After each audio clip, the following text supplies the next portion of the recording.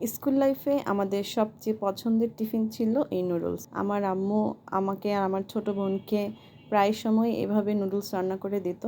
আম্মুর হাতের রান্না করা এই নুডলসটা এত বেশি টেস্টি হতো বা মজাদার ছিল যে আমার এখনও ওইভাবে রান্না করে খেতে ইচ্ছে করে।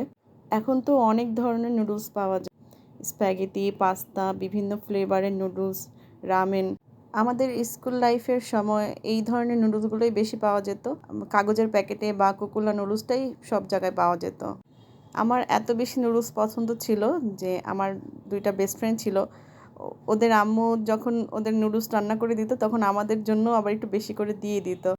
তাই আজকে ভাবলাম আমার ছেলেমেয়েকে ওইভাবে নুডলস রান্না করে খাওয়াই, দেখি ওদের ভালো লাগে কিনা। যদি ভালো লেগে থাকে তাহলে আমিও ওদের টিফিনেও এই নুডলসটা এইভাবে রান্না করে দিব। এখন তো নুডলসে অনেক কিছু দিয়ে রান্না করা হয়, যেমন সসেস, চিকেন, নাগেটস বা চিজ দিয়ে রান্না করা হয়। এগুলো খেতে অনেক মজা, তবে আমার মনে হয় যে আমার আম্মুর হাতের এই নুডলসটাই আমার সবচেয়ে বেশি পছন্দের ছিল। এখনও এটা আমার খেতে ইচ্ছে করে, এত ভালো লাগে এই নুডলসটা আমার।